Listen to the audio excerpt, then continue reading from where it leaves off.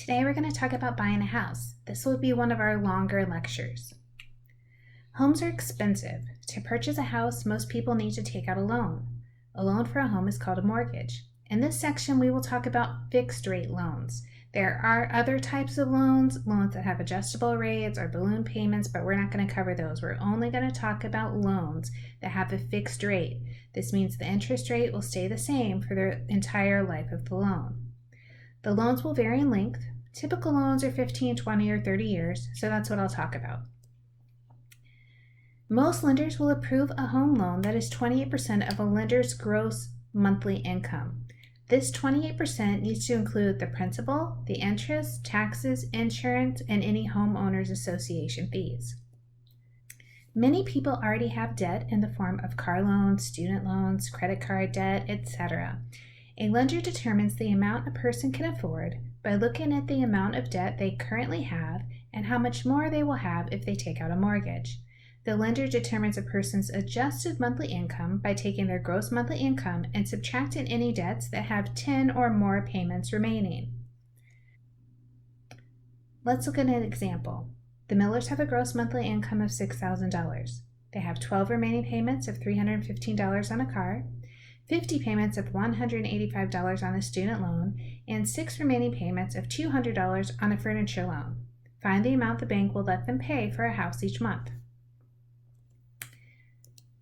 Since the couple only owes 6 payments on the furniture, it's not included in the calculations. We take their monthly income of $6,000 and we subtract the $315 for the car and the $185 for the student loan, which results in $550. That's their adjusted monthly income. This adjusted monthly income of $5,500 we multiply by 28%, which is 0.28. That says their loan amount in total can be $1,540. Many financial advisors also encourage lenders to spend at most 28% of their gross monthly income on their mortgage payment and to spend no more than 36% of their gross monthly income on total monthly debt. Suppose a family has a gross annual income of $88,700. Let's first decide what the maximum amount the family should spend each month on a mortgage payment should be. We're going to start by taking the $88,700 and multiplying it by 28%. That gives us $24,836. Notice though, we're looking at their annual income right now. So this would be the annual amount they should spend on the loan. So we want to take that $24,836 and divide it by 12. This says the monthly payment should be at most $2,069.67.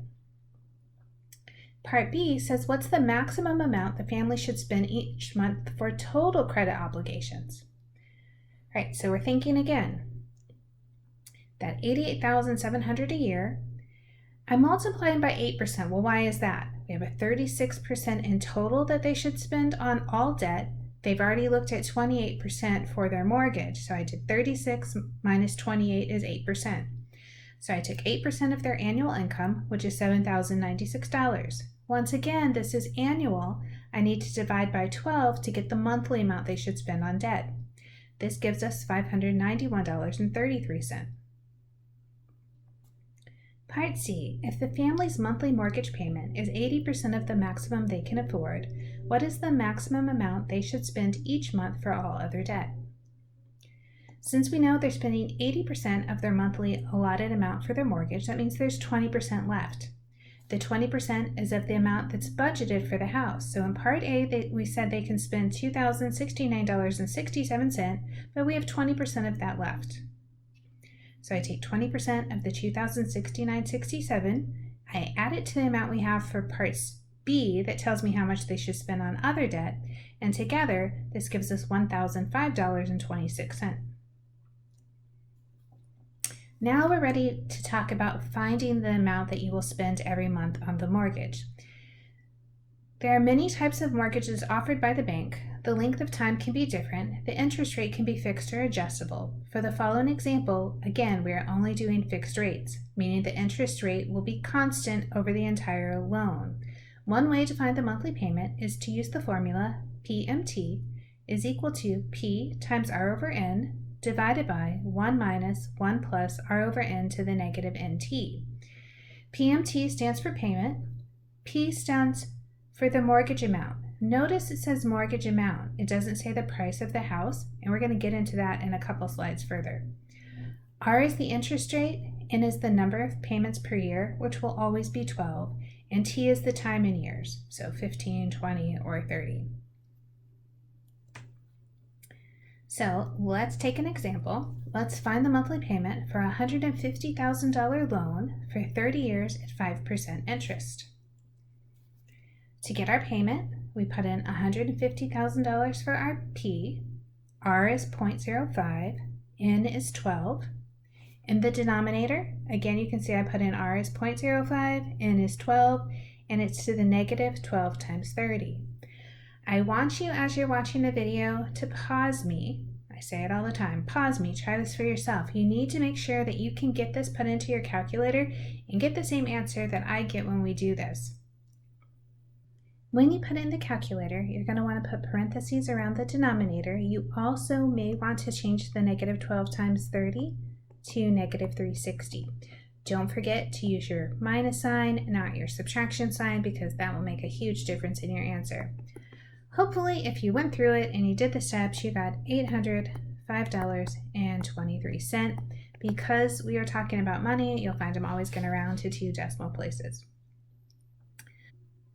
An easier way to find the monthly payment is to use a chart. This chart tells you the payment you will make based on the number of thousands borrowed. Step 1 to finding the monthly payment will always be to divide the amount being borrowed by 1,000. For our example of finding the monthly payment for a $150,000 loan for 30 years at 5% interest, we would take $150,000 divided by 100, which gives us $150. Step 2 is to look at the chart and find the monthly principal and interest payment per thousand for 5% for 30 years. So we're looking at our 5%, and we go all the way over to 30 years, and there's a number that says 5.36822. Step 3, multiply 5.36822 by 150. This gives us $805.23. This is the monthly principal and interest payment. In both cases, you can see we got the same amount, and I keep saying this is the principal and the interest payment. What does that mean? That means we're paying for the loan itself. We aren't paying taxes yet, we haven't looked at insurance yet, we haven't looked at homeowners. All we're looking at is the cost of the loan. A down payment is the amount of money a purchaser pays toward the purchase of the house that is not included in the amount of the loan. For example, say a house was $100,000 and a purchaser makes a down payment of $15,000. Then the mortgage will be on the amount $100,000 minus $15,000, which is $85,000. When you do not put 20% down on a home, you often are required to purchase private mortgage insurance, called PMI.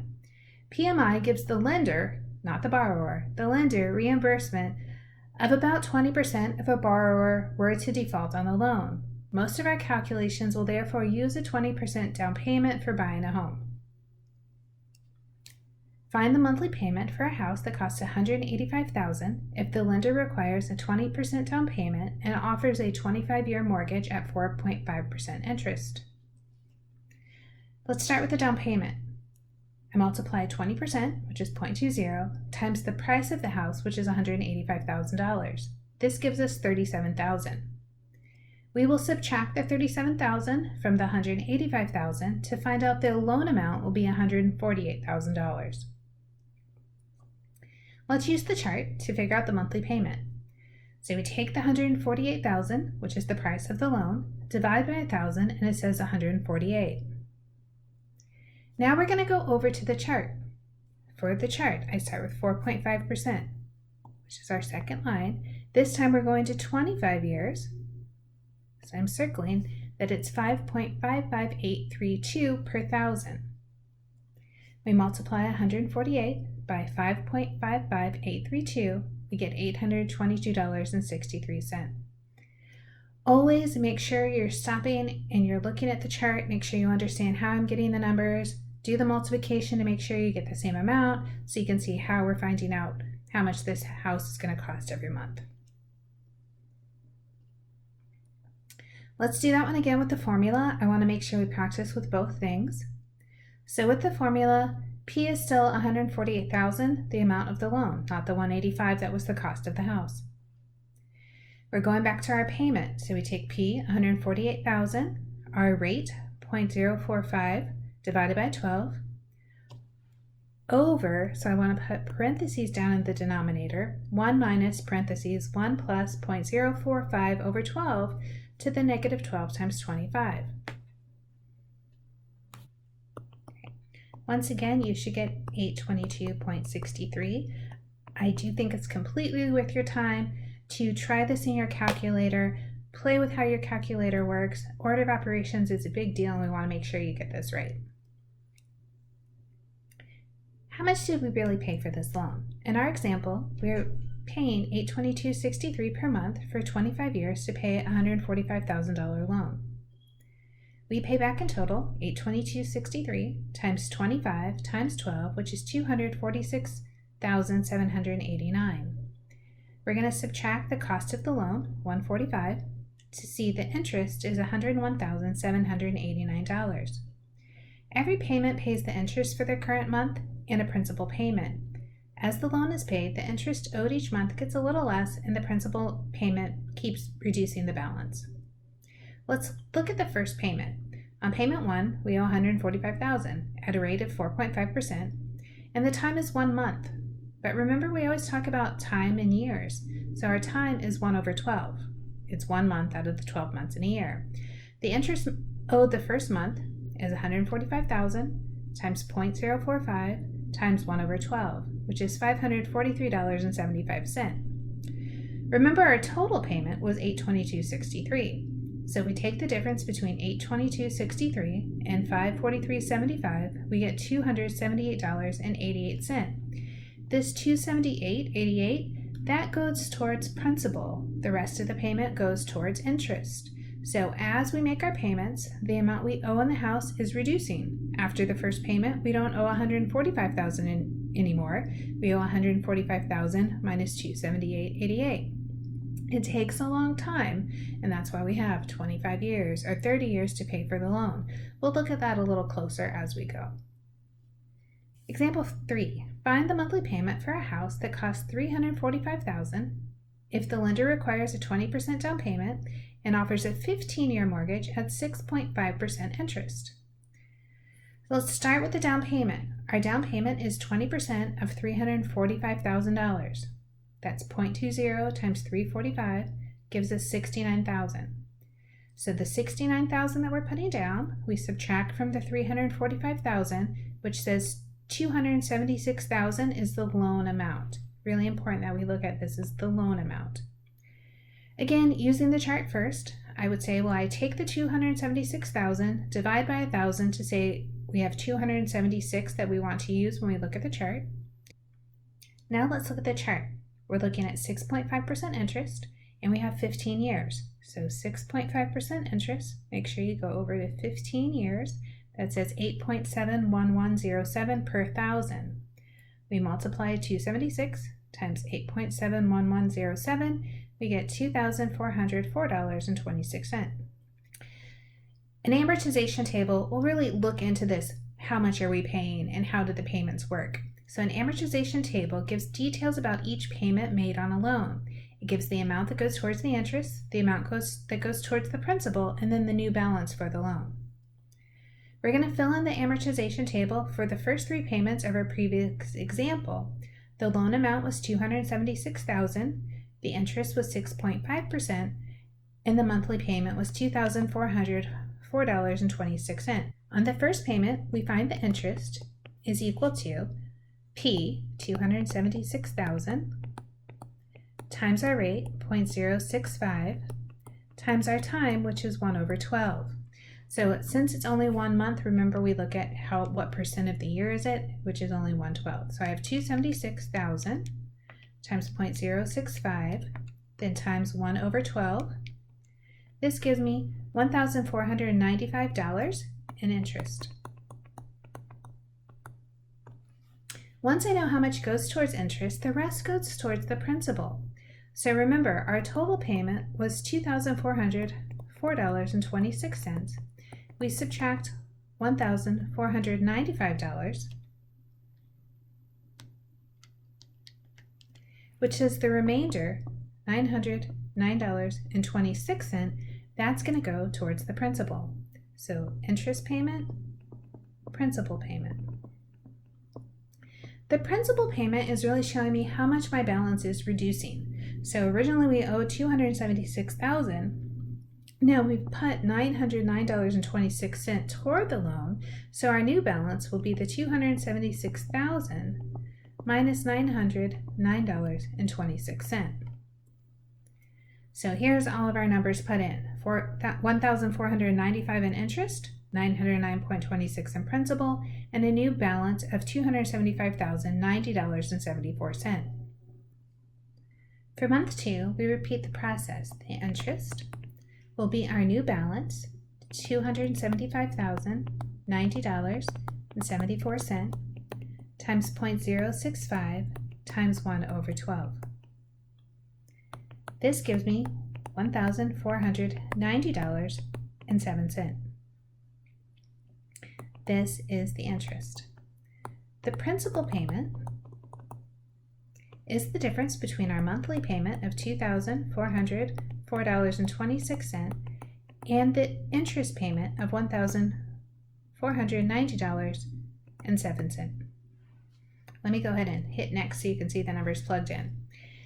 So when I put this in the calculator, I can see I had my interest payment, the rest is principal, and then how do I get the new balance? I subtract the $914.19 from the $275.90.74, and we have a new balance of $274,176.55.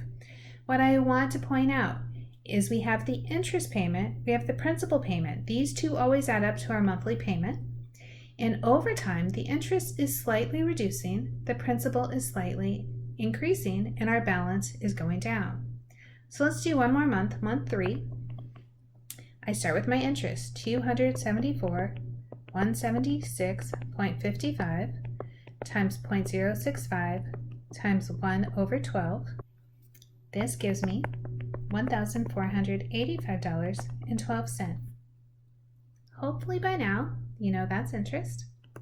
And the principal will be the difference between $2,404.26 and the interest payment of $1,485.12. This amount is $919.14. Again, you can see the interest payment went down, the principal payment went up by the same amount, and then we have a new balance where we take the $919, subtract from the $274, $176.55, and we get $273, $257.